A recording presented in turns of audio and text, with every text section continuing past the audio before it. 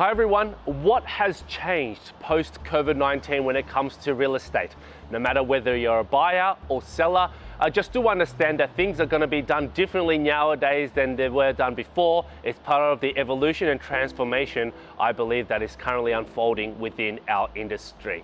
So first of all, folks, inspections. They are very different these days. There are different alternatives, and of course there are different measures taken to make sure that we do comply with all the restrictions that are in place. There are many different ways that inspections can be conducted. Number one, the most common and still are able to be done are the physical inspections. Of course, you can go visit the property, whether it be by private viewing or attending an open home. Just do remember, of course, depending on the time and the certain laws and regulations, there may be a restriction of numbers as to how many can be inside a property at one time, but physical inspections are now available. That is still the priority for most people.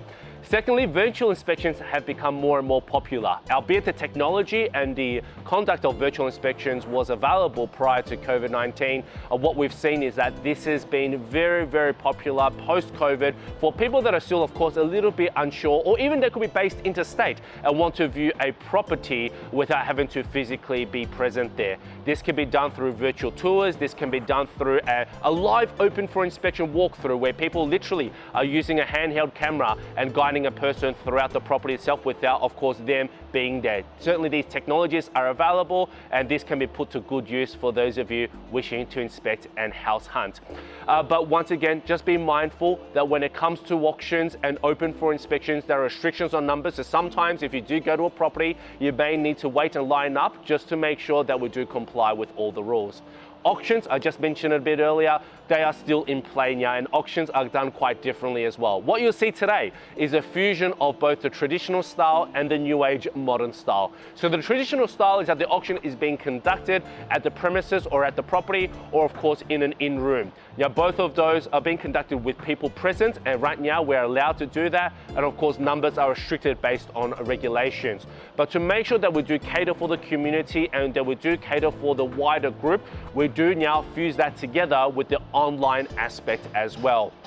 So the technology for online bidding, online registrations and online auctions have been available, but very much they have come to the fore and provide a great alternative for people to be able to participate at an auction, whether they're just spectating or whether they're actually wanting to bid and purchase a property for their future. These are done, of course, through great measures. Your registration processes are quite strict, making sure that, of course, no dummy bidders and that only real bidders as well. And of course, this provides an alternative for those maybe not being able to be present at an auction, whether it be for work or travel down the track.